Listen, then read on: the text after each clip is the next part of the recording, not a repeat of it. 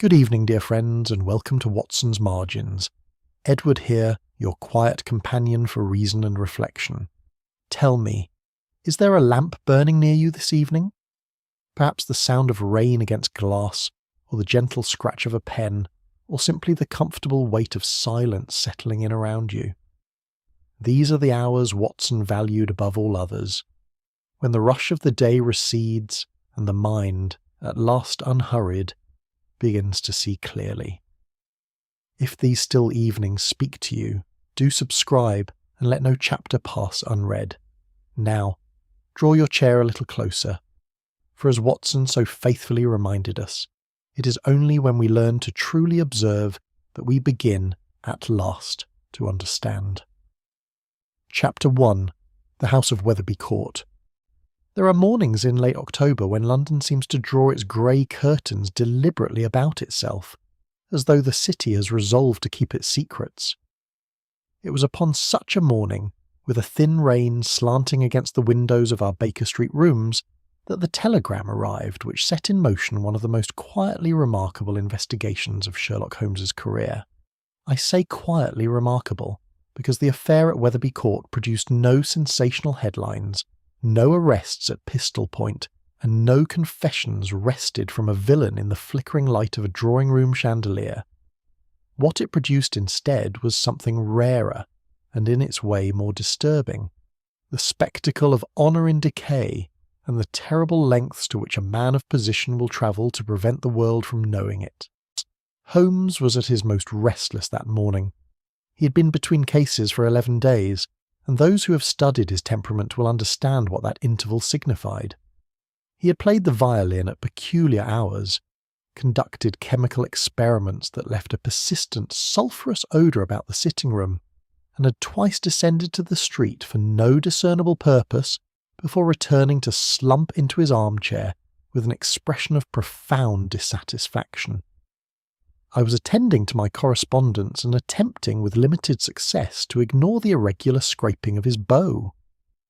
"There is a telegram, Mr. Holmes," said Mrs. Hudson from the doorway, with the particular tone she reserved for communications she found suspicious, which was to say, communications from anyone other than relatives or tradespeople. Holmes set the violin aside with undisguised relief and took the folded paper. I watched him read it. His grey eyes moved across the lines twice, swiftly, and then he looked across at me with an expression I had not seen in nearly a fortnight. Interest. "Surrey," he said, setting the telegram upon the mantelpiece and taking his pipe from the rack. "Wetherby Court. We have been invited, Watson, by a baronet who describes himself as being in urgent need of discretion rather than assistance, a distinction he considers important enough to put into writing. Do you know him? Sir Reginald Ashcombe. I know of him. A name of considerable weight in Foreign Office circles for 3 decades. Reputed to be meticulous, humourless, and entirely reliable. Which in diplomatic life means that he has never said more than was required of him, and has profited accordingly." He tapped the telegram thoughtfully. He does not specify the nature of his difficulty. That in itself is instructive. How so? A man who writes that he requires discretion rather than assistance has already concluded that no ordinary assistance can suffice. He fears something. Whether he fears for himself or for another is a question the journey to Surrey will resolve. We were at Waterloo within the hour, and at Wetherby Court by early afternoon. The estate stood at the end of a long gravel drive lined with lime trees whose branches had been stripped to black by the season. The house itself was substantial without being magnificent. A Georgian pile of dark brick that wore its age with a certain grim authority, as if it had never aspired to beauty and resented the suggestion that it might have done. The grounds were impeccable. The stonework was clean. Everything about the place communicated the same quality as its owner's reputed character, the absolute refusal to present anything other than what was required. We were met at the door by a manservant of advanced years, who conveyed us through a hall hung with portraits of previous Ashcombes, each appearing somewhat sterner than the last, into a library where Sir Reginald awaited us. He rose as we entered. He was a tall man of some 65 years, straight-backed and spare, with iron grey hair cropped close and a face that had the quality of old leather, lined, weather-hardened, and communicating very little. He regarded Holmes with the careful assessment of a man accustomed to taking the measure of those he encountered, and I thought I detected in his gaze, beneath the habitual authority, a faint shadow of something he was working diligently to suppress. Whether it was anxiety or relief at our arrival I could not at once determine. "Mr. Holmes," he said, and shook hands with the economy of a man who wastes nothing, not even courtesy. "Dr. Watson, I am grateful you have come. Pray sit down." The room, I noticed, was ordered with the same precision as the exterior. The books were arranged by subject. The papers on the writing desk were squared with mathematical exactness. Upon the wall, framed but not ostentatiously so, hung a certificate of some diplomatic honour, and beside it a portrait in oils of a younger Sir Reginald standing before what appeared to be a colonial administrative building, alongside another officer whose face I could not clearly make out from my chair. "You were, I understand, an adviser to the Foreign Office," Holmes said pleasantly, as though he were making no more than polite observation. He had already taken in the room at a glance, I knew, and filed everything he saw. I remained so, in a consultative capacity. Sir Reginald seated himself with deliberation, though it is a matter arising from my earlier service that has prompted me to write to you. "The telegram mentioned discretion," Holmes said. "I am in possession of a document." Sir Reginald chose his words with the care of a man who has spent his life choosing them. "A correspondence of some 30 years' standing. You are kept under seal in my private strong-room here at Wetherby Court. It has never entered the official record. It was drafted during a period of considerable difficulty in colonial administration, and was, for reasons I do not propose to rehearse in full, never delivered to Parliament." "And you now propose to revisit it," Holmes said. Sir Reginald looked at him sharply. "I have made no such announcement." "No, but you are considering it. Otherwise you would not require my discretion. A document that is to remain permanently sealed requires no detective." A pause settled between them.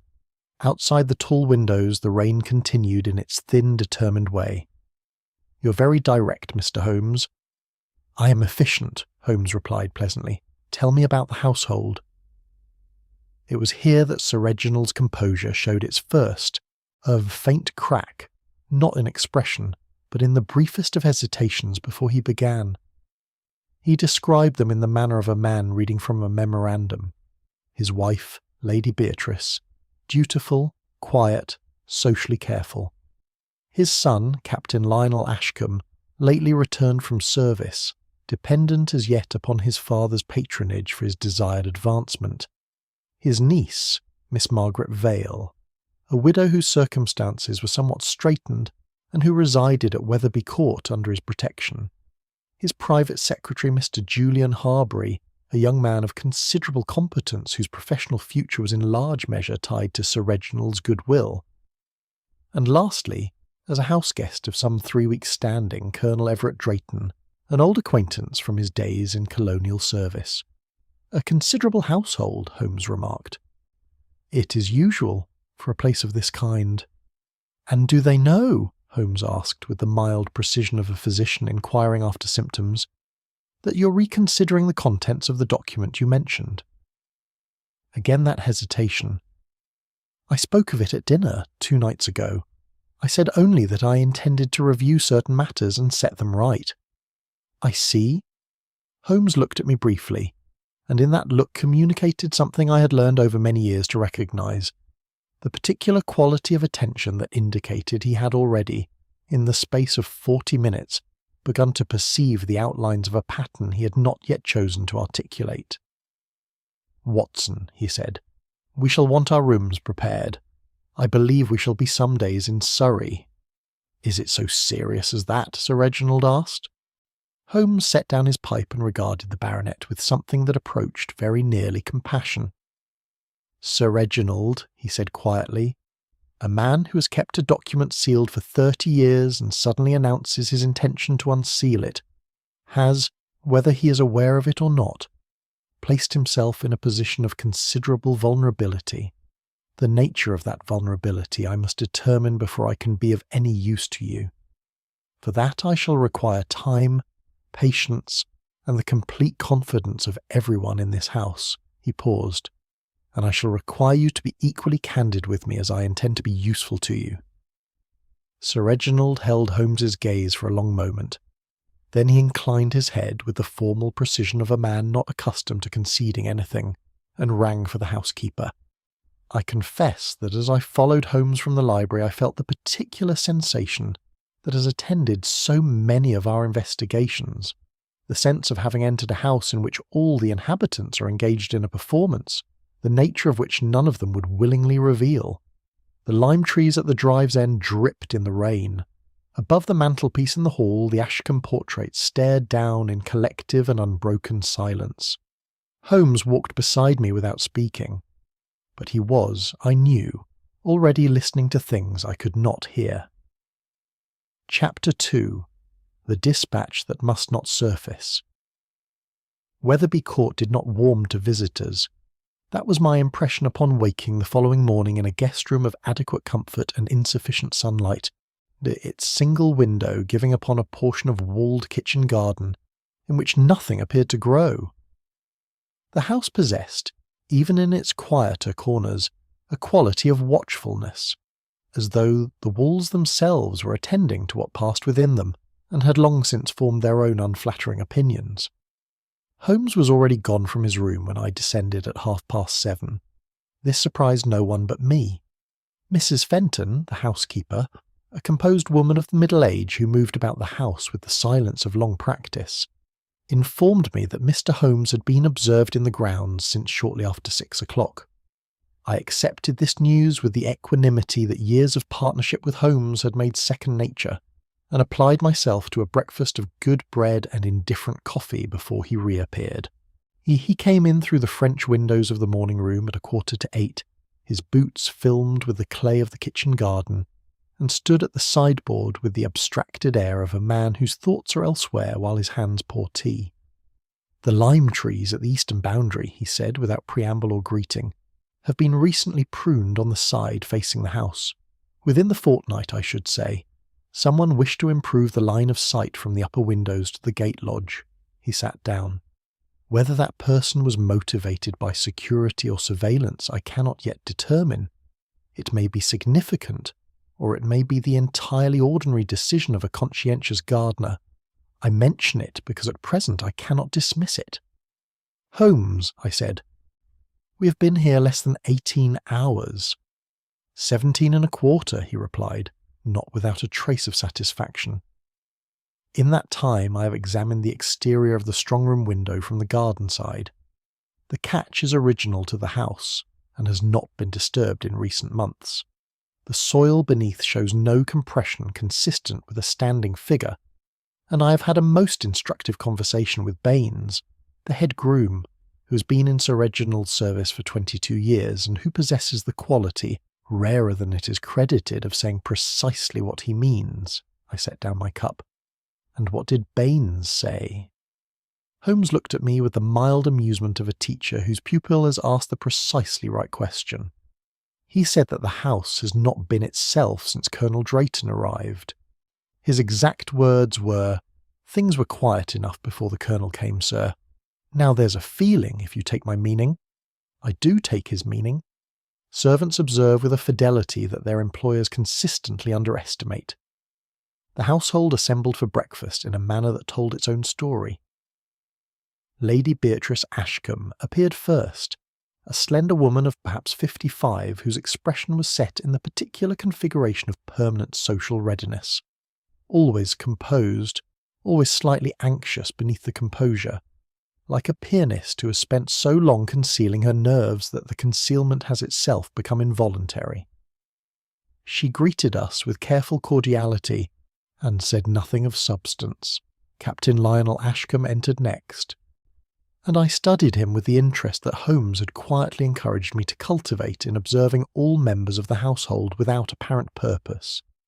He was a well-built man of 30 or thereabouts, with his father's straight carriage and rather more of his mother's anxiety, though it expressed itself differently in him, as a restless energy, a tendency to begin sentences and redirect them, a way of occupying a room as though he had not quite decided whether to remain in it.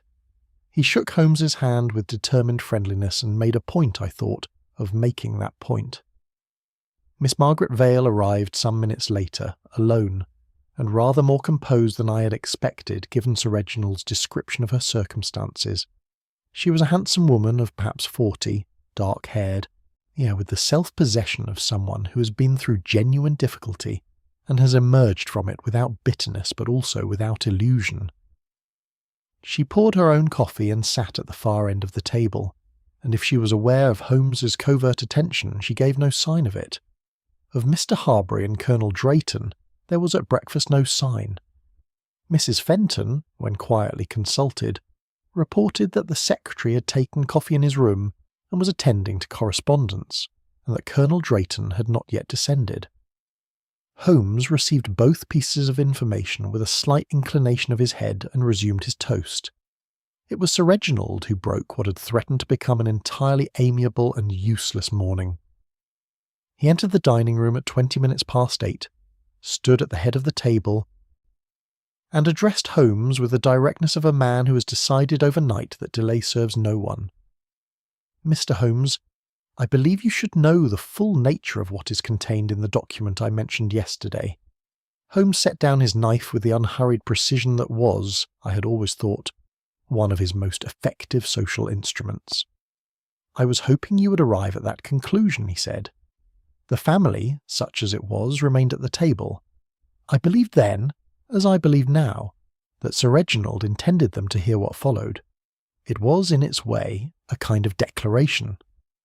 The document in question, the dispatch, as it would come to be called throughout the investigation, had been drafted some 20 years earlier during a period of crisis in colonial administration.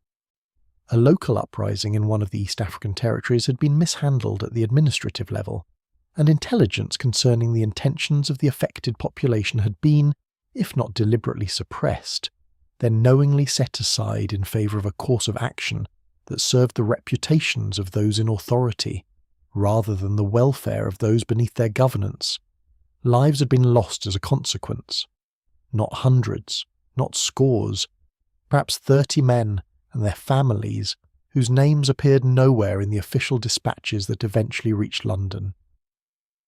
The forgotten dispatch, as Sir Reginald named it that morning, had been the private record of those decisions, signed by himself and, it emerged as he spoke, by Colonel Everett Drayton, who had been his subordinate at the time and who had, Sir Reginald stated with considerable care, been present at each discussion in which the intelligence had been set aside.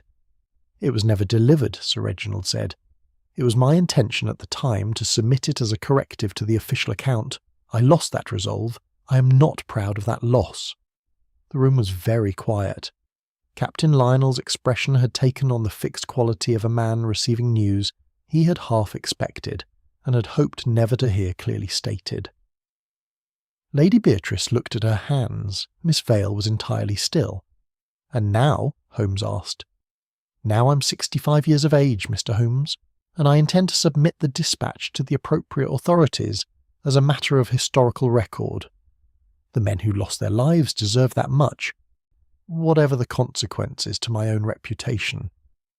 It was at precisely this moment that Colonel Drayton appeared in the doorway. He was a large man, florid and silver-haired, with the bearing of career military service and the complexion of a man who has spent decades in warm climates and has not been improved by the experience. He stood in the doorway for a fraction of a second only, but it was sufficient. I saw his eyes move from Sir Reginald's face to Holmes's, and in that brief traversal I read, not fear exactly, but its near neighbour, the specific expression of a man who has received intelligence he must now incorporate into calculations already in progress. "Good morning," he said, and came to the table. Holmes watched him settle. He said nothing further to Sir Reginald, made no observation, offered no remark to the Colonel. He simply returned to his tea with an air of perfect unconcern. Later, as we walked the gravel path that circled the south wing, he spoke at last. "A man who controls history controls the future, Watson." He clasped his hands behind him. Sir Reginald has resolved to surrender that control. Consider what that resolution means to each of the people in that room. It means disgrace for Drayton, among other consequences. But disgrace operates differently upon different constitutions. What I observed this morning was not a uniform response to a uniform threat. What I observed was 5 distinct people calculating 5 distinct sets of damage. That is what interests me. He paused and examined a stone at the path's edge with apparent absorption before continuing. And one of those 5, Watson, thus has already begun to act. I asked him how he could possibly know that. He smiled, that quick private smile that conceded more warmth than he typically chose to display, and said only that he would explain when explanation was warranted, and that in the meantime he wished to speak with Mr. Harbury. The lime trees dripped quietly at the eastern boundary. Behind us the windows of Wetherby Court reflected a sky of unbroken grey, and if any of those within were watching I could not determine it, but Holmes, I suspected, already could. Chapter 3. The Disruption. I have attended enough deaths in my career, both as a soldier and as a physician, to have made some accommodation with the fact of them. Yet there remains a quality particular to the unexpected death. The death that arrives without the courteous forewarning of the illness or age that no amount of professional experience entirely prepares one for. It is not the sight of the body that strikes hardest. It is the silence that precedes the discovery, the ordinary silence of a house going about its ordinary business, broken without warning into something that cannot be put back together. Wetherby Court was observing that ordinary silence at 10:30 on the second night of our stay, when Harbury's voice came up the staircase. Not a shout precisely, but a sound compressed past its natural limits. The voice of a man making a considerable effort to retain his composure, while his composure was departing through the nearest available exit. Holmes was at the writing table in his room when I knocked. He opened the door before my knuckles had completed their second rap. "Harbury," I said. "Something below." He was past me and on the stairs before I'd finished the sentence. Sir Reginald's study occupied the northeastern corner of the ground floor, a room I had glanced into once and retained the impression of. A great desk of mahogany, ranked shelves of bound volumes and document boxes, a single window looking upon the kitchen garden wall, and beside the fireplace a standing iron safe supplemented by a flat-topped dispatch case on a side table, secured with a brass lock. It was to this room that Harbury had gone to deliver the evening correspondence, as was his nightly custom, and it was here that he had found Sir Reginald Ashcombe seated in his chair behind the great desk, perfectly upright in the manner of a man who has simply paused in his reading, with the dispatch case open upon the table beside him, and a vacant expression that no living face wears for long. By the time I reached the room, Holmes was already within it, having somehow preceded me down the stairs and through the passage. He was standing a full 4 feet from the body, perfectly still, hands clasped at his back, conducting the systematic visual examination that I had seen him perform in a dozen such rooms. He had not yet touched anything. I went to Sir Reginald out of professional obligation, though the conclusion was immediately plain. The baronet had been dead, by my estimate, between 2 and 3 hours. His colour, the temperature of his skin, the absence of any response to stimulation, all were consistent with sudden cardiac failure. There was no mark of violence upon him that I could find. A decanter of brandy stood on the corner of the desk, the stopper in place, a single glass beside it that had not been used.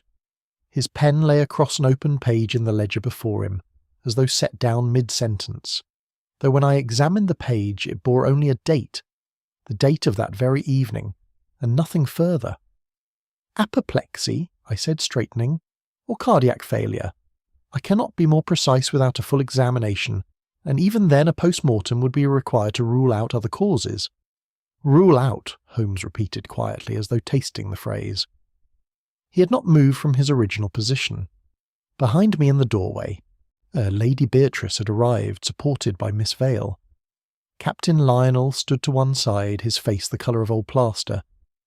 Harbury remained in the passage, his hand on the doorframe, his professional composure reassembled to approximately 2/3 of its usual integrity. Colonel Drayton, whom I had heard descend the stairs, was standing behind the others. His expression, when I turned to observe it, was the one I had hoped not to find. Not grief, and not shock, but a quality of rapid interior calculation insufficiently disguised by an overlay of appropriate solemnity. Holmes said, without raising his voice, "No one is to enter this room. No one is to remove anything from it. Mrs. Fenton, would you be good enough to send word for Inspector Lestrade at Scotland Yard and for the local police surgeon? The telegram should go immediately." There was a brief collective reorientation in the doorway, the small human adjustment of persons who have just discovered that someone else has taken command of the situation and are deciding whether to resent it. Lady Beatrice was the first to accept the new arrangement.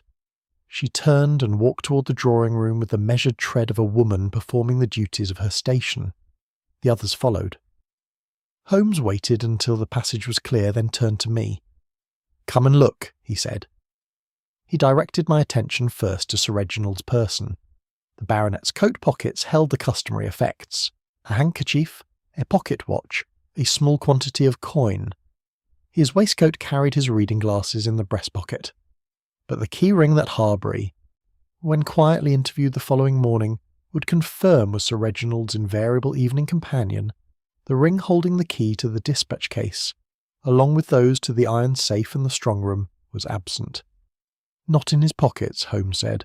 "Not on the desk, not on the floor within my line of sight, and I have examined it carefully." He paused. A man who retires to his private study of an evening takes his keys with him as naturally as he takes his spectacles. Sir Reginald was meticulous in all his habits. The absence requires explanation. I looked then at what he wished me to look at next, the dispatch case. It sat open upon the side table, its interior divided by a leather-covered partition into 2 compartments. In the left compartment lay several sealed documents undisturbed. The right compartment held a single envelope, cream-coloured, of good quality, from which the contents had been removed. The envelope lay flat and open, and there was nothing in it. "His dispatch," I said, "the empty vessel thereof." Holmes examined the envelope without touching it, leaning close. Opened cleanly, not torn. The seal was broken with a letter knife, or something of a equivalent fineness, by someone in no particular hurry. He moved then to the window, latched securely from within, the brass catch in its closed position, the sill undisturbed. He examined the fireplace. The fire had burned low, but had not been extinguished unnaturally. He crossed to the mantelpiece and stood before the bracket clock, a handsome piece in a tortoiseshell case, and looked at it for a long moment without speaking. "Watson," he said, "what time did you last note the hour before Harbury raised the alarm?" I considered. I had looked at my watch at 20 minutes past 10.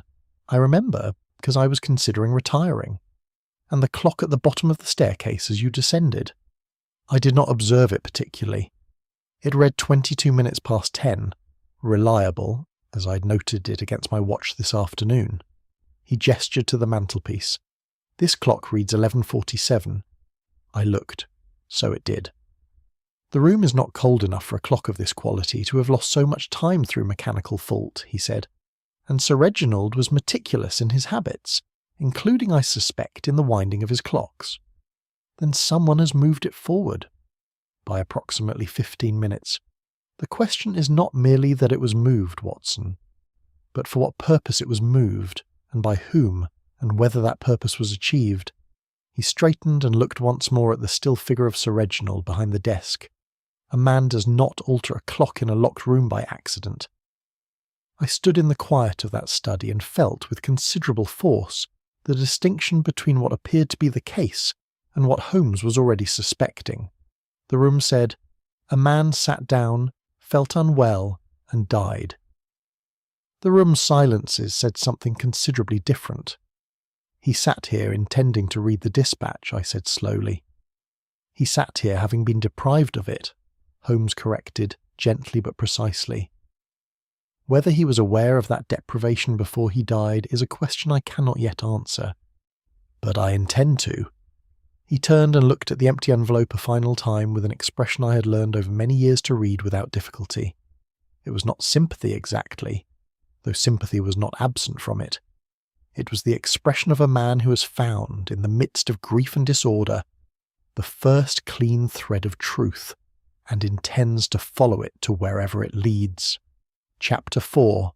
Altered Hours and Sealed Rooms. Inspector Lestrade arrived from London on the 11 o'clock train the following morning, accompanied by a constable whose principal function appeared to be the carrying of Lestrade's bag and the confirmation of his superior's opinions.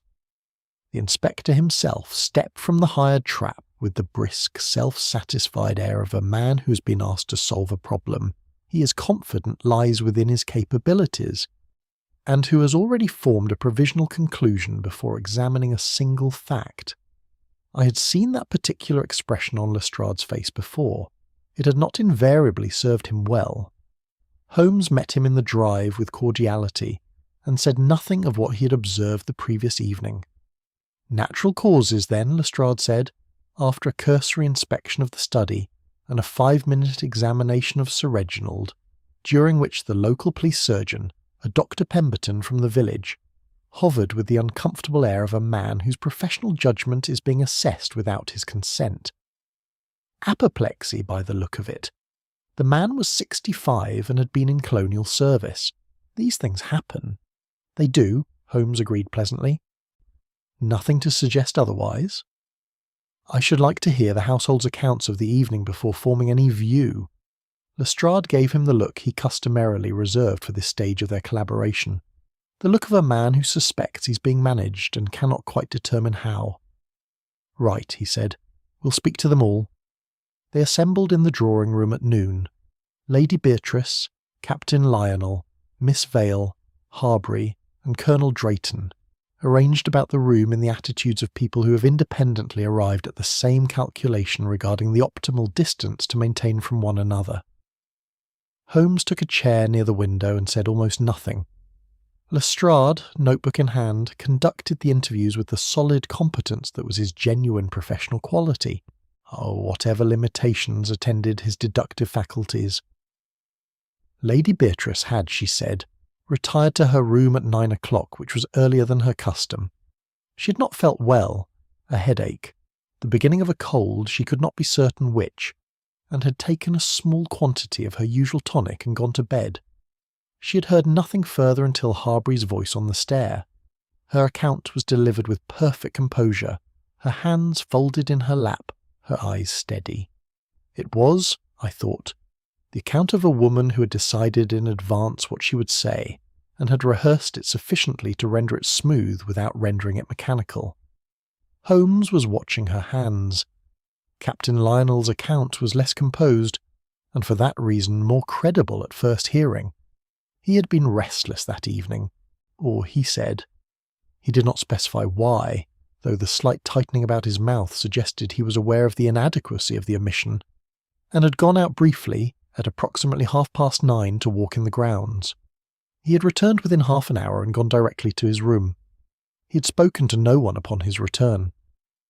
The butler, a grey and reticent man named Dodds, who had been with the family for 16 years, had already given Holmes a different account in private, though we were not yet at the stage of confronting inconsistencies in company. Dodds had stated that he had seen Captain Lionel depart through the side entrance at approximately 9 o'clock, and had not observed his return at any point during the evening. When Holmes had put this to him a second time, and with the particular precision of a man wishing to be certain he has understood correctly, Dodds had repeated the same information in the same words, with the quiet, immovable certainty of a servant who knows the difference between what he saw and what it might be convenient to have seen. Miss Vale said she had been in the small sitting-room adjacent to the library until somewhere between 10 and 10:30 reading. At some point during the course of the evening, she had heard raised voices from the direction of the study. She could not say at what time, could not identify the voices individually, and could say only that the exchange had been brief and had ended abruptly. She offered this information without apparent calculation, in a tone that suggested she had considered withholding it and had decided against it on principled grounds. Holmes, from his position near the window, thanked her with a slight inclination of his head. Harbury gave his account with the careful precision of a man who has spent his professional life managing the boundary between his employer's private affairs and the world's curiosity about them. He had been in his office on the upper floor until 10 o'clock, attending to correspondence. He had then descended to deliver the evening post to the study, as was his custom. He had found the door locked. This had not initially alarmed him, as Sir Reginald occasionally locked the door when engaged with sensitive documents. He had knocked. Receiving no answer, and noting the silence as irregular, he had used his own key. Both he and Sir Reginald held keys to the study, he confirmed, and had found Sir Reginald as we knew. Yet as to the dispatch case and its contents, no document had been removed, to his knowledge. He had not touched the case. He could not account for the state of the envelope within it. Holmes, who had been regarding the middle distance throughout this recital with an expression of benign abstraction, said, "The dust, Mr. Harbury." Harbury paused. "I beg your pardon?" "The interior of the dispatch drawer, the lower drawer of the case which contains the vacant envelope, shows a clear disturbance in the layer of fine dust along the rear partition. The document has been removed recently, not this evening. I would estimate within the past 48 hours. The room absorbed this information in its various ways. Lestrade wrote something in his notebook. Colonel Drayton examined a point on the wall above the fireplace with sustained attention. "I cannot account for that," Harbury said after a moment. His voice was steady, but his hands, resting on the arms of his chair, had acquired a faint rigidity. Lestrade brightened considerably when, later that afternoon, the contents of Sir Reginald's amended will were made known to us through his solicitor, a Mr. Carver of Guildford, who arrived with the testamentary gravity of his profession and the slightly flustered manner of a man who had expected a routine estate matter and found instead a house occupied by Scotland Yard. The will had been amended some 3 weeks prior. It remained substantially as before, with the principal estate to Captain Lionel, but 2 additions had been entered, a significant sum to Miss Vale, and a separate provision settling a particular financial obligation upon Captain Lionel that the elder Ashcombe had apparently chosen to address through posthumous arrangement, rather than immediate discussion. Lestrade drew me aside in the passage. "There it is, Doctor. The son needed money, the niece needed money, and the old man amended the will 3 weeks ago. They knew what was coming to them." "Holmes does not appear convinced," I said. "Holmes," said Lestrade, with the mixture of respect and exasperation that characterised his every reference to my friend, "is never convinced by the obvious," which was true, though it was not, I reflected, necessarily a deficiency. Holmes spent the remainder of that afternoon in the study, there which Lestrade had placed under constable's guard, but which Holmes had secured permission to examine at his leisure. I accompanied him for part of it and watched him work, which was an education in patience that never entirely lost its interest regardless of how many times I observed it. He measured distances I could not fathom the purpose of measuring. He examined the underside of the desk with a small glass. He spent an inexplicable 10 minutes with his attention fixed upon the bracket clock, comparing it against his watch at intervals, before setting the watch back in his pocket with an air of quiet confirmation. The clock was not simply moved forward at random, he said, not to me particularly, but in the manner of a man thinking in language. 15 minutes is a specific interval, specific enough to establish or destroy a particular account of the evening's events. He looked at the window, then at the door, then at the position of the body's chair. The question is, whose account? Outside in the passage I could hear Lestrade speaking to the constable in the measured tones of a man who has already written his report in his head, and requires only the formality of evidence to support it. The fire in the study had been relit and burned with decent warmth. The dispatch case stood exactly as Holmes had decreed it should stand, exactly as we had found it. The empty envelope lay in the right-hand compartment, its broken seal uppermost, with the particular eloquence of things that speak most clearly when they have been emptied of everything they were meant to contain. Chapter 5. alliances beneath the surface, or Holmes conducted his private interviews across the whole of the following day, and he conducted them with a method I had come to recognise over many years of close observation. He did not interrogate. He conversed. The distinction is not merely one of tone. An interrogation places a man on his guard. Conversation places him on familiar ground, where his defences, having nothing obvious to repel, tend to relax at precisely the moment they should not. Holmes understood this with the instinct of a naturalist who has studied his subjects long enough to know which approach will cause them to reveal themselves and which will cause them to retreat.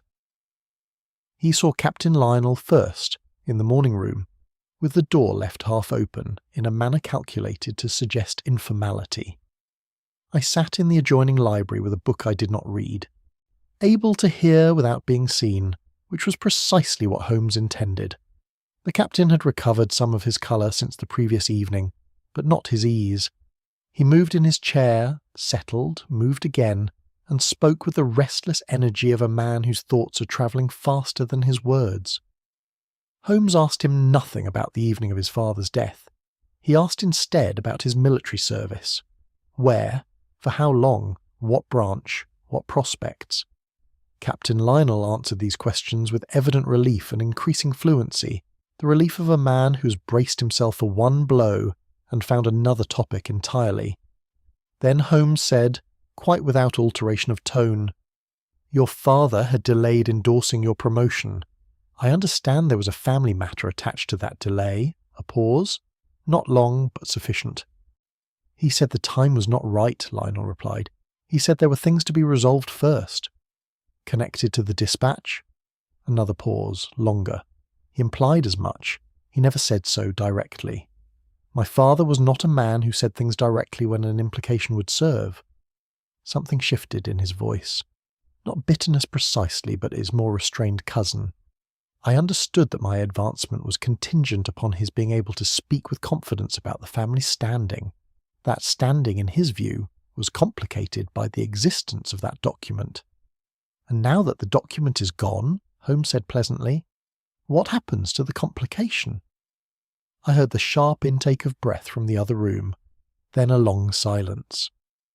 "I had not thought of it in those terms," Lionel said at last, with the tone of a man who is being entirely truthful and who wishes very much that the truth were less convenient for him. Holmes thanked him and let him go. Miss Vale, he spoke within the garden, despite the cold, which I thought deliberate. A change of terrain, a removal from the house's atmosphere of scrutiny, an implicit suggestion that the conversation was of a different order. I watched them from the library window, two figures on the gravel path, Holmes with his hands in his coat pockets, Miss Vale upright and unhurried. Their exchange lasted 40 minutes. What she said I could not hear, but I observed the quality of her gestures, which were precise and undefensive, the gestures of a woman who is determined to say what is true and leave the interpretation to others. When Holmes returned alone, he told me the substance of it without my asking. She sought Sir Reginald's assistance some years ago in a legal matter concerning her late husband's estate. There was a disputed property claim. The claim was legitimate, she believes, but unprovable, without documentation that had apparently passed through the Foreign Office during her husband's service abroad. Sir Reginald had the means to locate those records. He promised to do so. He did not. Why not? She does not know. She suspects that the records, once located, contained some reference to the colonial affair, that her husband may have been peripherally aware of the suppressed intelligence and had noted it in his own dispatches. If so, to surface his records would have been to surface adjacent evidence of the matter Sir Reginald had spent 20 years suppressing. Holmes paused on the hearthrug and looked into the fire. She is not angry about it. That is what is interesting. She said, and I thought her precise in the way that only the genuinely resigned are precise, that she had understood for some time that her independence would not come through Sir Reginald, and had made her arrangements accordingly. And the annuity mentioned in the will, she had not known of it. When I told her, she was quiet for a long moment, and then she said, "That is like him." to arrange it where it could not be refused and could not be thanked.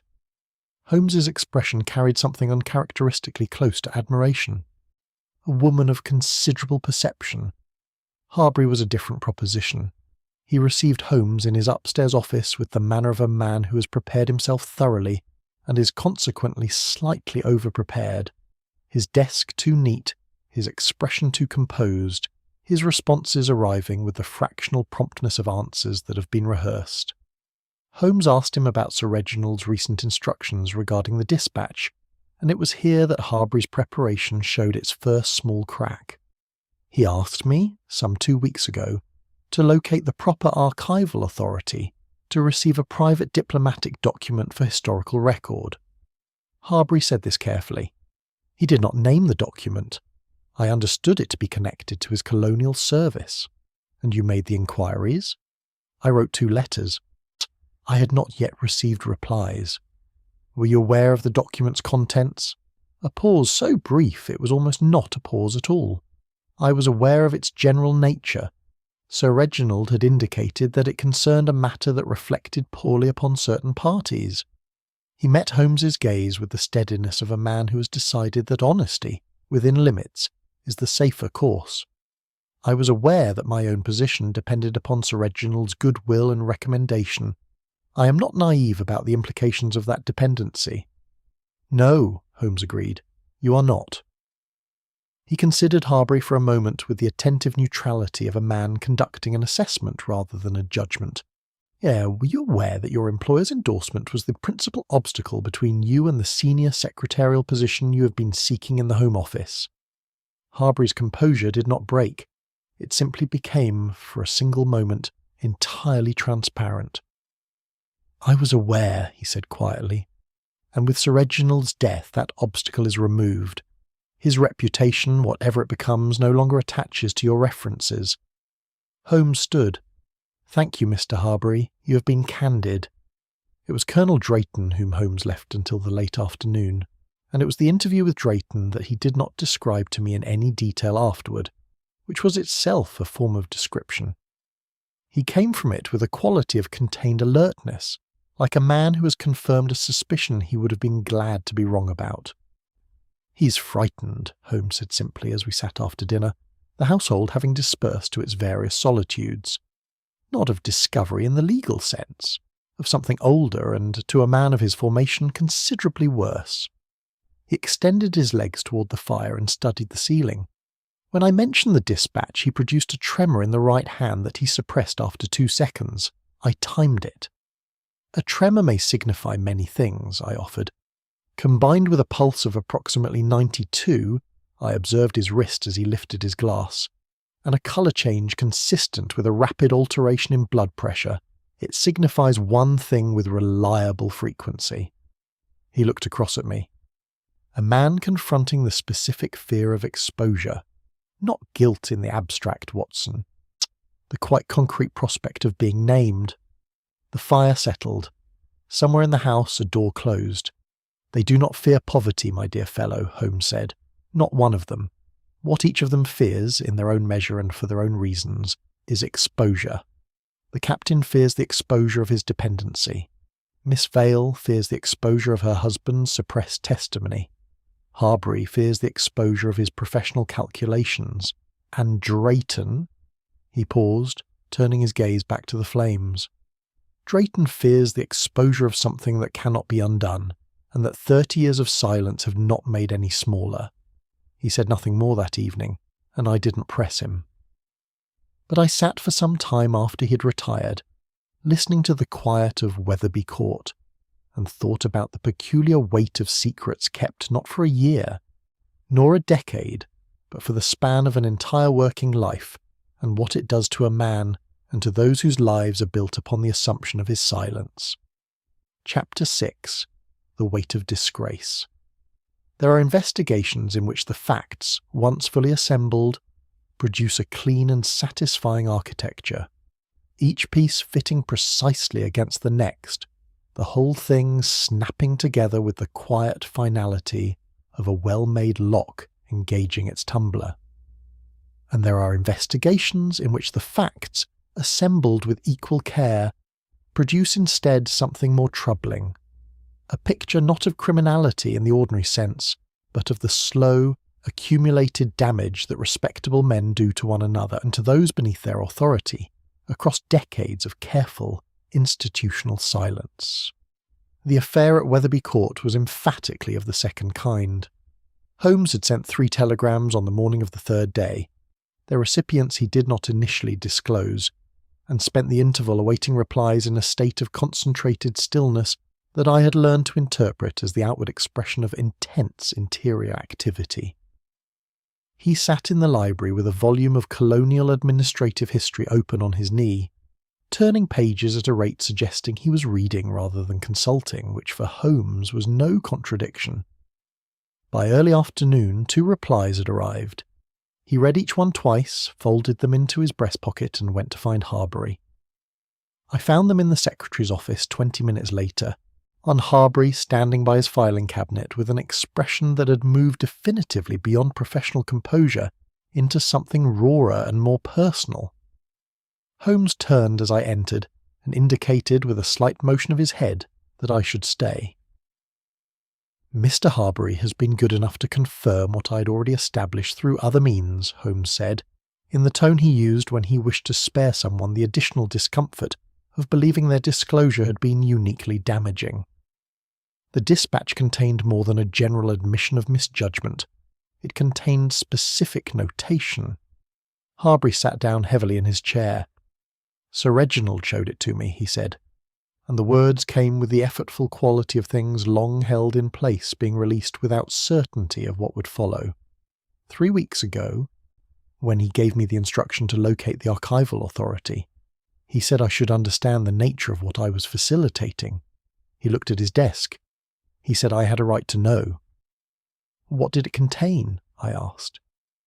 Holmes answered because Harbury appeared to require a moment. The dispatch documents a series of administrative discussions held over a period of 6 weeks, during the uprising of 1876 in the East African territories.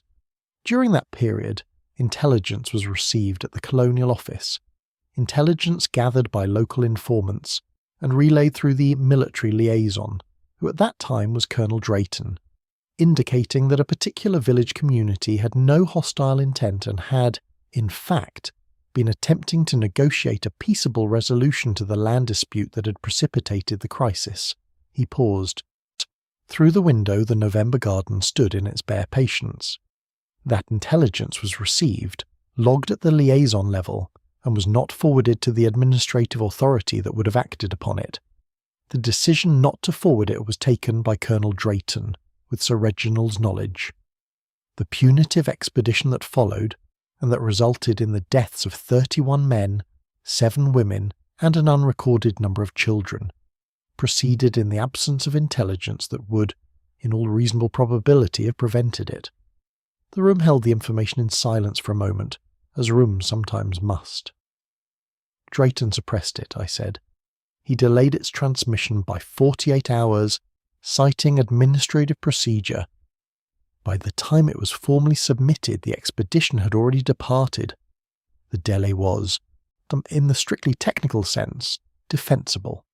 In the human sense, it was not." Holmes's voice carried no particular inflection. It was the voice of a man stating a fact that requires no decoration. Sir Reginald signed the administrative approval for the expedition, knowing that Drayton had received intelligence he had not yet fully assessed. He chose to proceed rather than wait. Both men were responsible. Only the dispatch recorded that shared responsibility with any precision. Harbury had been listening with his hands flat on his desk, very still. Sir Reginald said he had spent 20 years telling himself that the delay was procedurally unavoidable, he said. He said that he had stopped believing it somewhere around the age of 50, and that the dispatch had been sitting in that case ever since as a form of, he called it a debt he had not yet found the courage to acknowledge. "A man who seeks redemption late in life," Holmes said quietly, "unsettles those who have built their comfort upon his silence." It was an observation rather than an apology, and neither Harbury nor I mistook it for anything else. What I had not fully appreciated and what the afternoon's further inquiries clarified was the precise nature of what public submission of the dispatch would have meant for Colonel Drayton beyond the personal. His pension derived from a distinguished service record that included formal commendation for his conduct during the very campaign in question, a commendation that rested, in part, upon the official account of that expedition as a necessary and efficiently executed response to hostile action. Were the dispatch to enter the historical record, that commendation would require review. The pension attached to it would follow. The honorary fellowship he held at his regimental society, the invitations, the residual dignities of a long career, all of it constructed upon an official version of events that one document could, with surgical precision, quietly demolish. Holmes had established this through the 2 telegrams. One had gone to a contact at the War Office, from whose reply he now read me a single relevant sentence: that Colonel Drayton's pension classification would be subject to mandatory review in any case where the conduct underlying his commendation was materially contradicted by contemporaneous official record. The second telegram had gone to an archivist at the Foreign Office who had confirmed, with the conscientious exactitude of the professional record-keeper, that a dispatch bearing both signatures and submitted to the proper authority would constitute precisely such a contemporaneous official record. He stood to lose everything he had spent his retirement being, I said. Not his life, not his freedom, something he perhaps valued more acutely. Holmes set the telegrams on the library table. His name, his regiment's respect, the version of himself that the last 30 years had been arranged to sustain. He looked at me steadily. "You have known men of that formation, Watson. You have served alongside them." I had. I knew the type with the intimacy of shared conditions, men for whom the regiment was not merely an institution but a moral architecture, the framework within which everything they understood about virtue and obligation had been constructed. To be dishonoured within that framework was not, for such men, a professional setback. It was closer to annihilation. And Sir Reginald knew this, I said. He knew it entirely. I believe that knowledge had been part of what stayed his hand for 2 decades, and I believe that it was the final overcoming of that consideration, the decision that the truth was owed regardless of what it cost Drayton, that precipitated the crisis. Holmes rose and moved to the window, looking out at the garden where Miss Vale had stood 2 days before with her precise, undefensive gestures. Sir Reginald had resolved to submit the dispatch. He had told the household as much. He had told Harbury to prepare the inquiries. He had, in effect, given Drayton ample notice that the silence was ending. And Drayton, I said slowly, had ample notice to act. Holmes didn't answer immediately. When he did, it was with the particular restraint of a man who has reached a conclusion. He intends to withhold until the moment of its greatest utility. "The clock," he said. "Come back to the clock, Watson. 15 minutes. Not 10, not 20. A specific interval, chosen for a specific reason." He turned from the window. "Ask yourself whose movements that interval was designed to protect, and whose it was designed to obscure, and you will find that the answers are not the same person."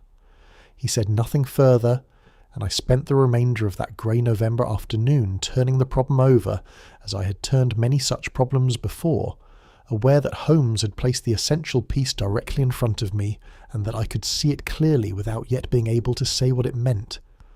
The dispatch, sealed for 20 years in that brass-locked case, had asked a question of 2 men's consciences across the whole of their remaining lives. One of them had finally answered it. The other, it was becoming plain, had decided that he would not. Chapter 7. Thus the convenient theory. Lestrade had been a patient man for 4 days, which was, by my reckoning, approximately 3 days beyond his natural tolerance for a situation in which he had not yet made an arrest. He bore his restraint with the particular dignity of a man who knows that Holmes will eventually furnish him with something actionable, and who has made his private peace with that dependency, even while his professional instincts strain against it. But on the morning of the 5th day since Sir Reginald's death, Lestrade arrived at Wetherby Court from his lodgings in the village, with a document in his breast pocket, and the expression of a man who has at last been handed his justification. He found us in the library after breakfast and placed the document on the table between us without preamble. "Captain Ashcombe's financial affairs," he said. "I had them looked into through the London agents. He has debts, Mr. Holmes, considerable ones. 3 creditors of some persistence, the largest of whom has been threatening proceedings for the better part of 6 months." Holmes looked at the papers without touching them. I leaned across and read the summary that Lestrade's constable had assembled, a string of figures that told a coherent and unhappy story. Lionel Ashcombe had, over the preceding 2 years, accumulated obligations to the combined value of somewhat over £800, distributed among a moneylender in Holborn, a club debt of long standing, and a more recent liability connected to a commercial venture that had not prospered. "The will provides him with the principal estate," Lestrade continued, "which clears all of this at a stroke and leaves him comfortably situated. The amendment made 3 weeks ago, which the solicitor confirmed Sir Reginald had not discussed with the captain in advance, included a specific provision settling the commercial debt directly, which means Sir Reginald knew of it and had chosen to handle it posthumously rather than during his lifetime. A choice that would have been experienced as withholding," Holmes said thoughtfully. "Or as leverage," Lestrade returned. "A father who holds his son's debt and his son's promotion both in his hands simultaneously has considerable influence over that son's behaviour. The question I am asking is whether Captain Lionel decided to remove both constraints at once. It was, I conceded privately, not an unreasonable question. The outline of the theory was coherent enough. A son in debt, a father who controlled both the financial remedy and the professional advancement, a document whose removal might serve to protect the family name from the stigma that would inevitably attend the dispatch's submission. A duplicate key. Lestrade had confirmed that the household possessed 3 keys to the study, one held by Sir Reginald, one by Harbury, and one that had habitually hung upon a hook in the butler's pantry for use in domestic emergencies. That 3rd key, Dodds confirmed with some discomfort, had been absent from its hook on the night in question, and had been found the following morning in the flower room off the side passage. He had opportunity, Lestrade said. He had means. He had motive in triplicate, the debts, the promotion, the family name.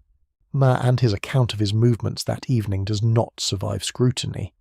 Dodds places him leaving the house at 9 and cannot account for his return. The flower room is directly adjacent to the side entrance the captain habitually uses. And the theory holds, Holmes agreed, with a mildness that caused Lestrade to look at him with faint suspicion, that he entered the study, removed the dispatch intending either to destroy it or to use it as a private instrument of pressure upon his father, that Sir Reginald, upon discovering the intrusion, suffered the cardiac episode that killed him, and that Captain Lionel, finding his father dead, fled the room, altered the clock to obscure the time of his presence there, locked the door behind him, and returned the key to the nearest convenient place. Which is precisely what I believe occurred, Lestrade said. It is a thoroughly constructed theory, Holmes said. It accounts for a considerable number of the facts. Lestrade's suspicion deepened. In my experience, Holmes's approval, when it arrived in this particular register, generous, uncaveated, arriving a fraction of a second too smoothly, was reliably the precursor to its demolition. You have a difficulty with it, I said. Several. But I shall not enumerate them here, because I cannot yet demonstrate them to the standard that Lestrade's professional obligations would require, and because a theory publicly dismantled before its replacement is ready serves no one, least of all Captain Lionel. He looked at Lestrade directly. I ask only that you make no formal move for 48 hours. The facts I require are not distant. They are in this house. Lestrade deliberated. It was characteristic of him, in his better moments, that he could separate his desire to act from the question of whether action was yet warranted. 48 hours, he said finally, and gathered his papers with the careful dignity of a man making a significant concession and wishing it to be noted.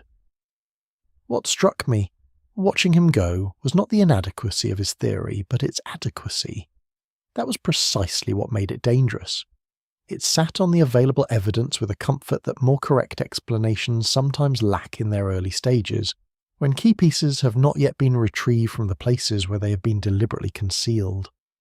Lionel's movements were genuinely unaccounted for. The flower room key was a real fact. The debts were a real fact. The will amendment, with its posthumous settlement of a debt Sir Reginald had chosen not to address during his lifetime, suggested a complicated and not entirely affectionate paternal relationship, which was also a real fact. Holmes sat at the library table after Lestrade had gone, and looked at the middle distance with the focused abstraction of a man laying and relaying a familiar object in a different order, each time to test whether the arrangement changes its meaning. "The household accepts this theory," he said, after a long silence. "Because it is plausible," I said. "Because it is tolerable." He looked at me. "Consider the distinction.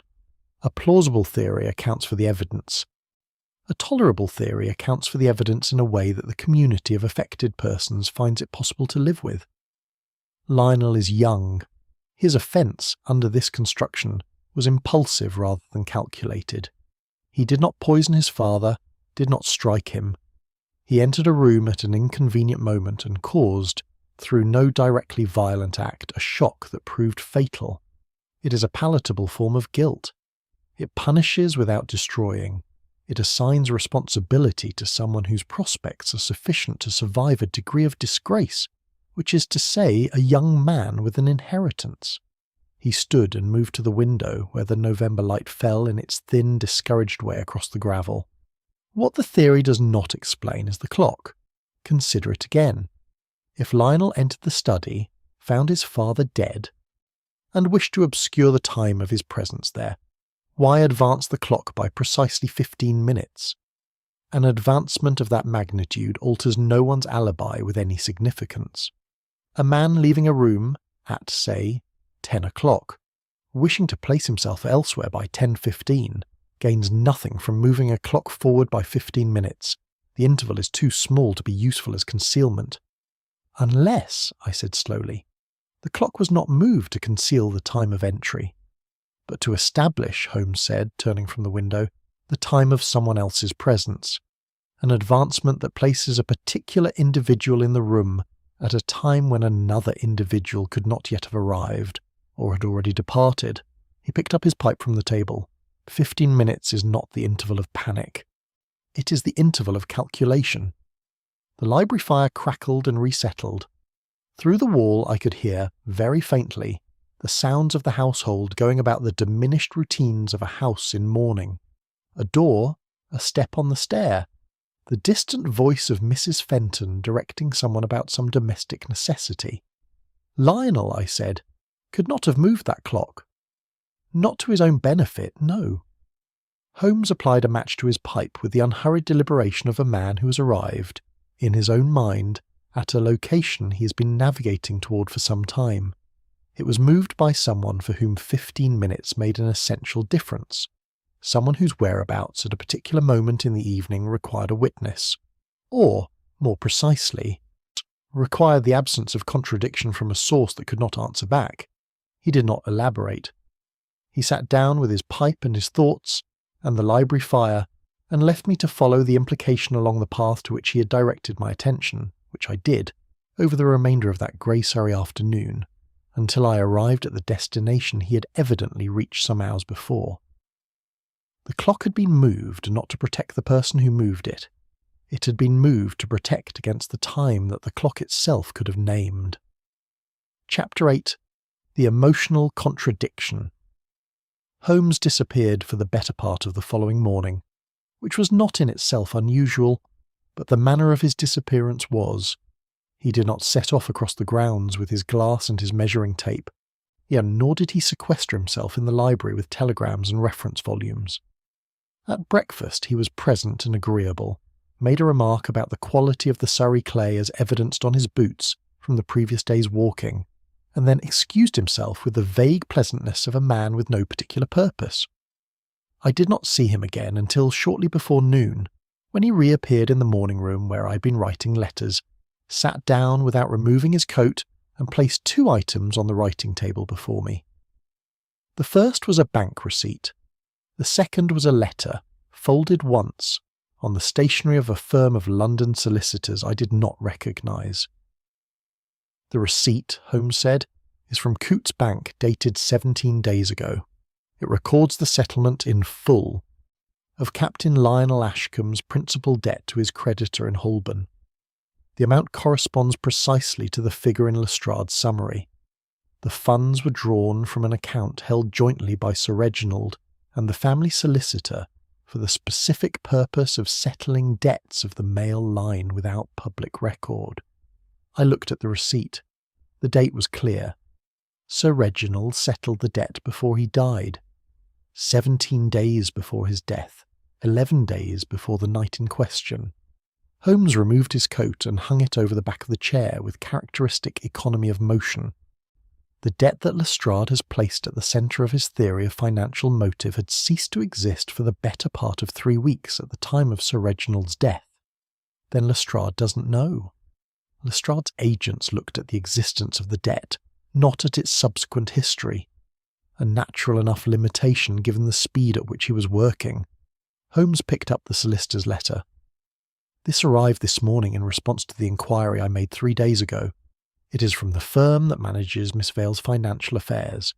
It confirms that Sir Reginald established a private annuity in her name 14 months ago, settled irrevocably through a separate trust instrument, independent of his will and effective immediately upon establishment.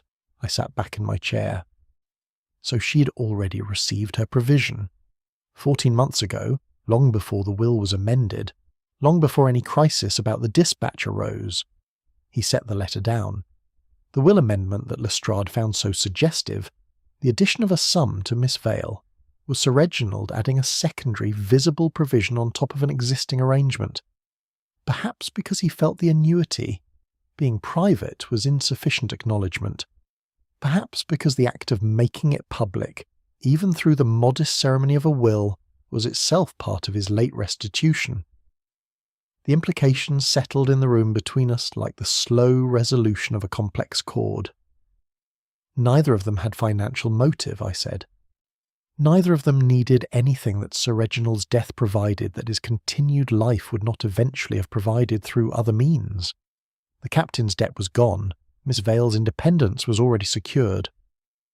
Holmes stood and moved to the window, a habit of his when his thoughts required the movement of looking at something distant. Lestrade's theory collapses not because the evidence was fabricated, but because it was incomplete. The financial facts are real. Their significance is not what he supposed. Then what does Captain Lionel's absence from the house that evening signify? Holmes was quiet for a moment. I believe he went out because he could not bear to remain indoors. His father had that morning announced his intention to submit a document that would attach public dishonour to the family name, a name under which Lionel was seeking military advancement. The act of walking, for men under strain, is sometimes simply the act of walking. He paused. He is not guilty of anything except an evening's restless circuit of the grounds, and a subsequent account of it that omitted inconvenient details about his departure time. It was the solicitor's letter and the bank receipt that Holmes presented to Lestrade that afternoon, in the library, while the inspector read both documents twice with the careful deliberation of a man making quite certain he has understood something before acknowledging that it changes the situation. He paid the debt himself, Lestrade said. He paid it himself in advance. And privately, which is precisely what a man does when he intends to submit a document of self-reproach to the historical record and wishes to have discharged his more immediate obligations before doing so. He was settling accounts. Holmes sat across from Lestrade with his hands folded in his lap. Sir Reginald Ashcombe was, in his methodical and not particularly warm-hearted way, attempting to put his affairs in order before an act of public conscience. The financial evidence you assemble tells the same story as everything else, once the full version of it is known. Lestrade was silent for a moment, and I will say this for him. When the ground shifted beneath a theory he had invested in, he shifted with it more gracefully than many more credentialed men I've known. So we are back to the beginning, he said. Yeah, without excessive rancour. Not the beginning, Holmes said. Considerably further along than that. He turned then to the clock, and I understood that we had arrived at the moment he had been preparing toward since the previous afternoon. 15 minutes, he said. I have asked myself repeatedly why that interval was chosen, and the answer requires that we know precisely where each member of this household was at what time, and what could be demonstrated by an alteration of 15 minutes either way. He drew from his pocket a small sheet of paper on which he had written a series of times in his neat, compressed hand, and laid it on the table between us. The study clock, if accurate, would have shown the time of Sir Reginald's death, or more precisely, the last time at which he was known to be living, as somewhere between 9:45 and 10 o'clock, which is the interval during which Harbury confirms the study was silent and unresponsive. Advanced by 15 minutes, the clock suggests the relevant events occurred between 10 o'clock and 9:15. Whose alibi does that establish? Lestrade asked. At 10 o'clock, confirmed by 2 independent witnesses from the servants' hall, Colonel Drayton was observed in the billiard room, where he played alone for approximately 40 minutes before retiring. At 10 o'clock, he was unambiguously elsewhere. Holmes's forefinger rested briefly on the sheet of paper. At 9:45, he was not. The silence that followed had a different quality from the silences that had preceded it in that investigation. Not the silence of withheld information, but of information arriving at last in its correct position. Drayton was in the study, I said. Drayton was in the study before 10 o'clock. By advancing the clock to show that the events of the evening occurred after 10, whoever moved that clock was ensuring that Drayton's presence in the billiard room at 10 served as an alibi, rather than merely as evidence that he had subsequently removed himself from the study. 15 minutes, Watson. Enough to place him safely at the billiard table before the household began to notice that Sir Reginald had not emerged. Lestrade had gone very still in the manner of a man who is reassembling a picture from pieces he has been holding separately for some time. And only one person, Holmes continued, could have moved that clock. Not Drayton himself. He had already departed the room, and the room was subsequently found locked with no sign of re-entry. Not Harbury, who found the door locked upon his arrival and used his key to open it, which we can verify from the scratch marks on the lock plate, consistent with the slightly awkward angle of his particular key. Not Captain Lionel, who was outside the house, as Dodds confirms, and the window remained latched from within. Then who? Lestrade asked. Though his expression suggested he had arrived an instant before the question, at the same destination. Holmes looked at him steadily. Only one person in this house besides Sir Reginald and Harbury possessed a key to that study.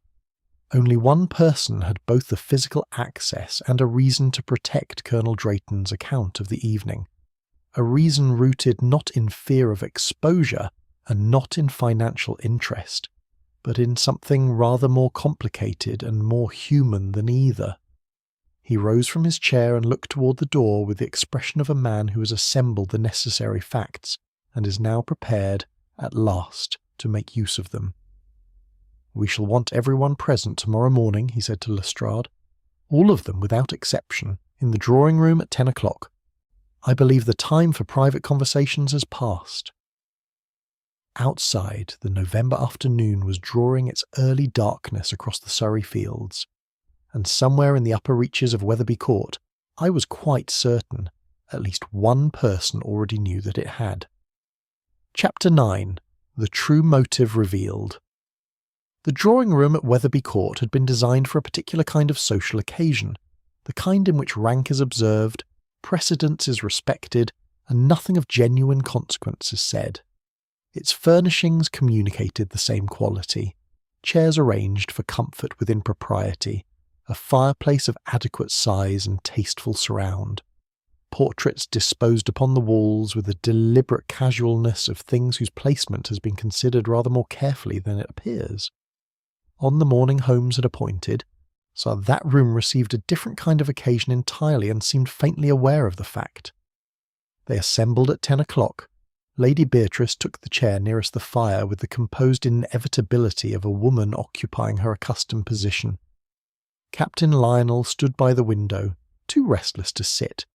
his hands in his pockets and his eyes moving between Holmes and the middle distance with the involuntary frequency of a man who cannot quite determine where it is safe to look. Miss Vale sat apart from the others, upright, her hands in her lap, with the quality I had observed in the garden, watchful, patient, and resigned to whatever the morning would produce. Harbury occupied a chair near the door with his professional composure intact, though it cost him something visible to maintain it. Colonel Drayton chose a seat by the writing table, at a slight remove from the principal grouping, and arranged himself in it with the rigid precision of a military man who's decided that bearing is the last instrument available to him and intends to employ it until the final moment. His face was set in the configuration I had been observing since our arrival, the face of a man holding a position under sustained fire and determined not to surrender it voluntarily. Lestrade stood near the door with his constable. Holmes stood in the centre of the room, without notes, without theatricality, with the simple authority of a man who knows precisely what he's about to say and requires no assistance in saying it. "I am grateful to you all," he began, with a courtesy that was in him never ornamental, "and as for your patience during what has been a difficult several days, I shall not prolong it further than necessary. I intend to describe what occurred on the evening of Sir Reginald's death, and I ask only that you allow me to complete the account before responding to any part of it." No one spoke. The fire settled. "Sir Reginald died of apoplexy," Holmes said. "That conclusion stands, and it is not in question. Dr. Watson's examination and the subsequent post-mortem are in agreement on the cause. What is in question is the sequence of events that preceded and immediately followed his death, and the actions taken afterward by certain persons within this house." He moved, not with the pacing restlessness of a man seeking dramatic effect, but with the economical purpose of a man placing himself where he can observe the faces that will matter. On the evening in question, Sir Reginald retired to his study at 8:30, as was his custom. He went there with the intention of reviewing the dispatch, the document he had announced his intention to submit to the proper authorities. He unlocked the dispatch case and opened the envelope. He discovered that the document it had contained was no longer within it. A stillness settled in the room that was different from the ordinary stillness of people listening. It was the stillness of people who have ceased to breathe at the same moment. The dispatch had been removed from the case some 48 hours earlier. I established this from the disturbance of dust in the drawer, which I described to you on the day of Lestrade's arrival. Sir Reginald therefore knew, when he opened that envelope, that someone in his household had taken the document he had resolved to make public. He knew it, and he knew who. He was a man of exceptional professional intelligence, and he had lived with these people for years. He rang for no one. He sent no message. Instead, he waited. Holmes paused. The room waited with him. Colonel Drayton came to him. Whether summoned or arriving on his own initiative, I cannot state with certainty. I believe he came because he understood that discovery was now inevitable, and that a man of Sir Reginald's character, once he'd resolved upon an act of conscience, could not be permanently diverted from it by the simple removal of a document. The original was gone, but Sir Reginald's knowledge of its contents was not. He could reconstruct it from memory, and both men knew it. I was watching Drayton. He had not moved. His colour had altered, but the bearing held. Drayton pleaded with him, Holmes continued. What passed between them in that locked room I know only in its general character, derived from what Miss Vale heard through the adjacent sitting-room wall, raised voices, brief, ending abruptly, and from what the physical evidence of the room itself suggests. There was no violence. The decanter was untouched. The pen lay across the ledger as though set down mid-preparation rather than mid-struggle. Sir Reginald was seated when he died, which is the posture of a man in conversation, not in physical confrontation. Holmes turned and addressed Drayton directly, without alteration of tone. You took the dispatch, Colonel, from the case 2 days before Sir Reginald's death. You had the means, a duplicate key that you had held since a period of shared administrative work, during which Sir Reginald had entrusted you with access to the case. That key, I believe, you will find returned to Sir Reginald's own key ring, which was removed from his person on the night of his death, and has not yet been found, because it is in your luggage, along with the dispatch itself." The silence that followed was absolute. "On the evening of his death you came to the study and you argued. Sir Reginald would not be moved. He had carried the weight of that dispatch for 20 years, and the resolution he had reached was not of the kind that reverses under pressure. In the course of that argument, he collapsed. You did not strike him. You did not poison him. You raised your voice to a man of 65 with a weakened heart, at the end of an exchange of perhaps 20 minutes' sustained intensity, and the consequence was beyond what either of you intended or desired." Drayton's hands, resting on the arms of his chair, had acquired the faint, suppressed tremor I had observed once before. He said nothing. "You believed, when he collapsed, that you had killed him in every sense that mattered to your conscience, if not in law. You took the document. You unlocked the door with Sir Reginald's keyring, locked it again from the outside with your duplicate, and before you left you moved the clock forward by 15 minutes, to place the apparent time of the evening's events after 10 o'clock, when you could be witnessed in the billiard room. You had not anticipated that the household clock at the foot of the stairs, which I had compared against my watch that afternoon, would betray the discrepancy." Holmes paused once more, then he said more quietly, "But you did not act alone in the concealment." The atmosphere in the room shifted perceptibly, and several sets of eyes moved toward the chair nearest the fire. Lady Beatrice Ashcombe sat with her hands still folded in her lap, and her eyes fixed upon Holmes with an expression that had passed beyond composure into something simpler and more final. The expression of a woman who has known, for 6 days, that this moment would come, and has spent those days deciding how she will meet it.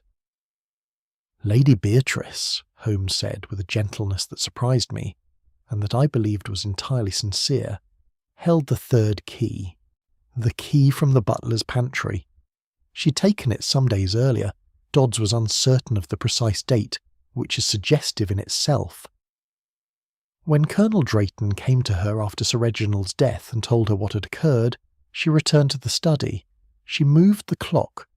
She replaced the pantry key in the flower room, where its presence would be noticed and would point, for an investigator inclined toward financial motive, in an entirely different direction. She was protecting him, I said. She was protecting what remained of her world, Holmes said. A husband dead, a household in crisis, a scandal that would consume the family name regardless of the dispatch's fate. Colonel Drayton had been, I suspect, a figure of rather more significance to Lady Beatrice than the roles of old family associate and houseguest adequately convey. What she did not for calculation.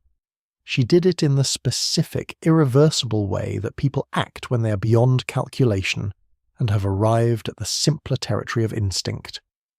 Lady Beatrice spoke then, for the first time since the room had assembled.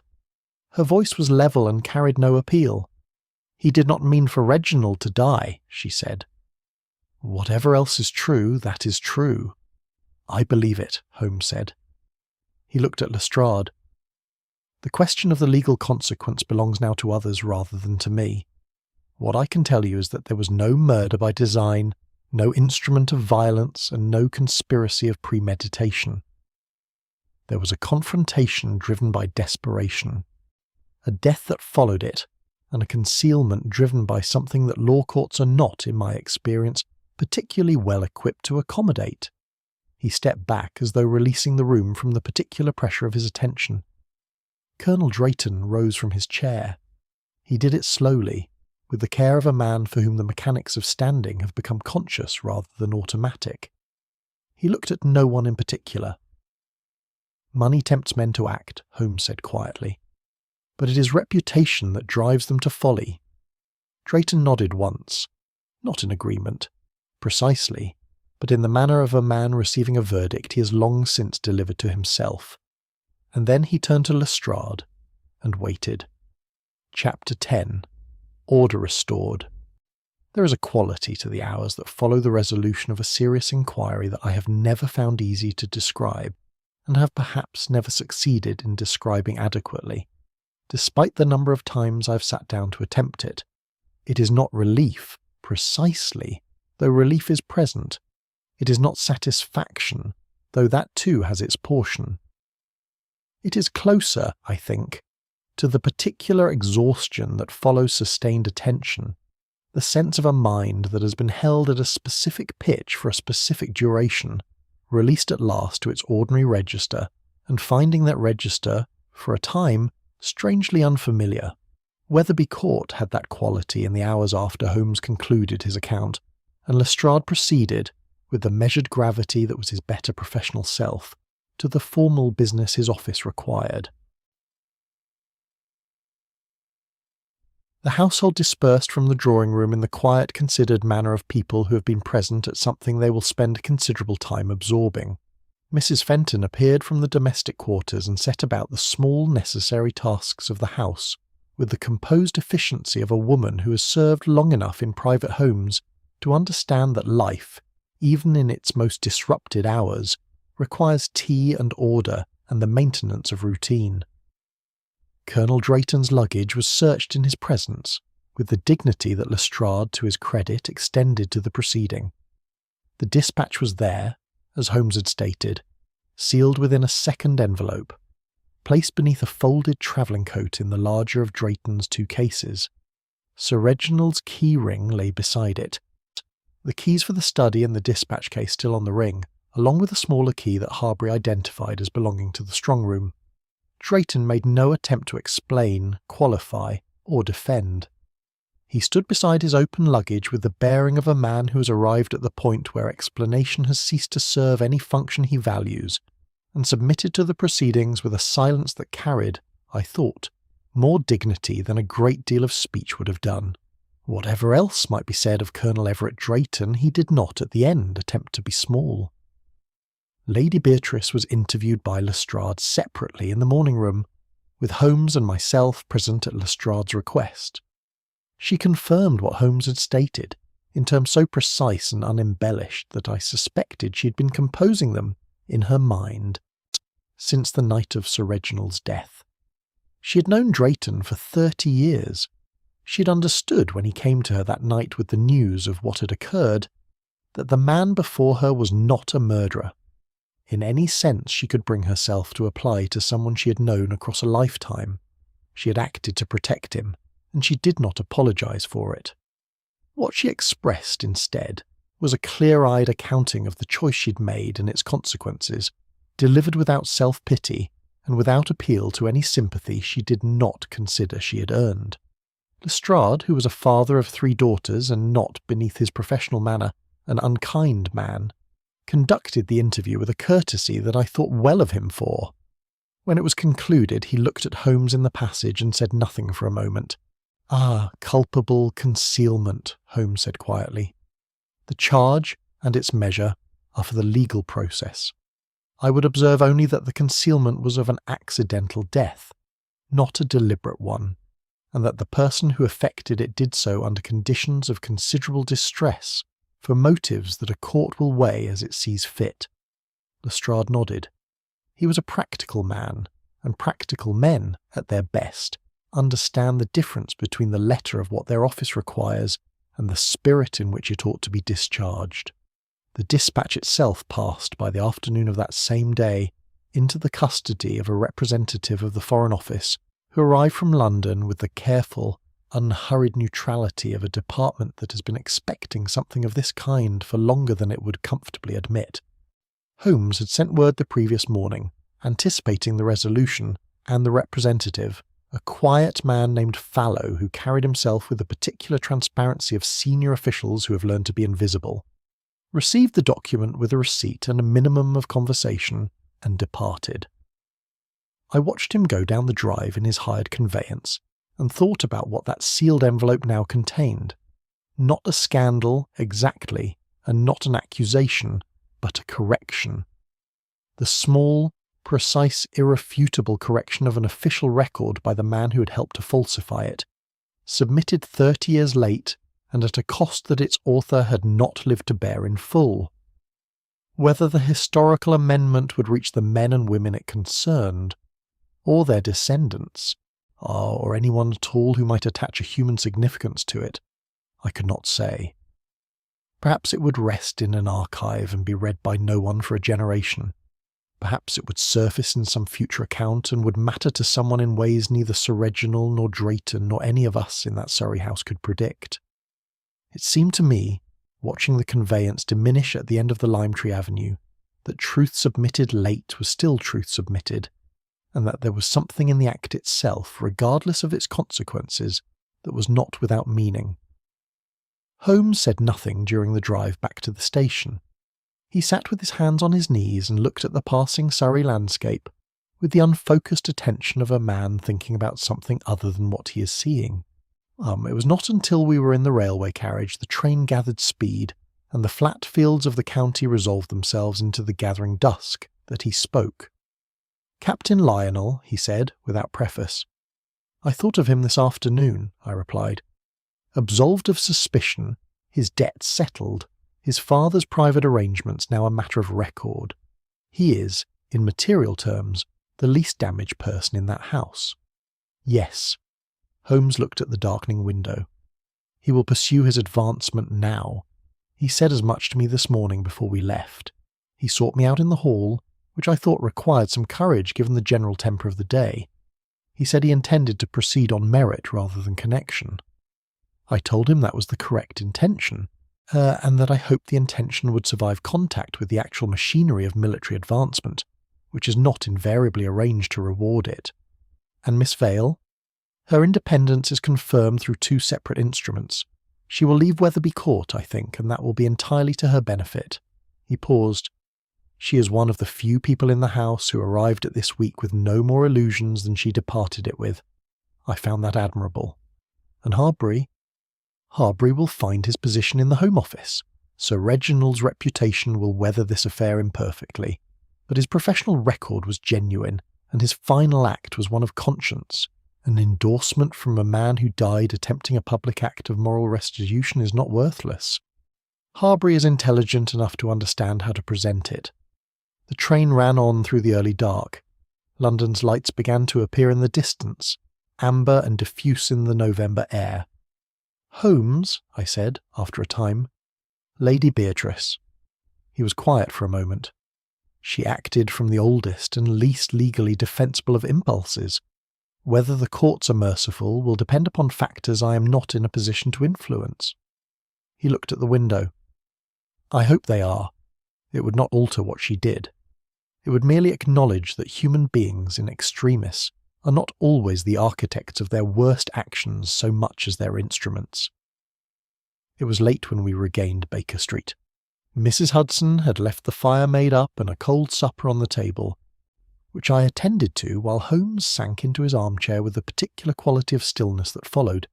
In him, the conclusion of a matter that had occupied his faculties at full extension.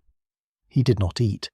He sat with his pipe until the tobacco was finished and the fire had fallen to embers, and the street outside conducted its ordinary late-night business of cabs and footsteps, and the distant bell of a church marking the hour. I set down my pen at last and looked across at him. "The preservation of status, Watson," he said, without opening his eyes, as though continuing a conversation that had been running in his mind since Surrey, "is a far stronger impulse than the pursuit of gold. Men will risk fortune for gain, but they will risk everything for their names." I thought about that for some time after he had said it. I thought about Sir Reginald at his desk with the empty envelope before him, and about Drayton standing beside his open luggage with the dispatch beneath his coat, and about Lady Beatrice composing in her mind, across 6 days, the precise and unapologetic account she would eventually deliver. I thought about the 31 men and the 7 women and the unrecorded children, whose names appeared in no official dispatch, and whose claim upon the historical record had been settled at last by a man who had spent the better part of a lifetime finding the courage to acknowledge it. Holmes was asleep before the church bell finished its count. The forgotten dispatch was forgotten no longer, and Wetherby Court, somewhat diminished and considerably more honest, stood in the Surrey dark upon a foundation that was, for the first time in 30 years, entirely what it appeared to be. I blew out the lamp and went to bed,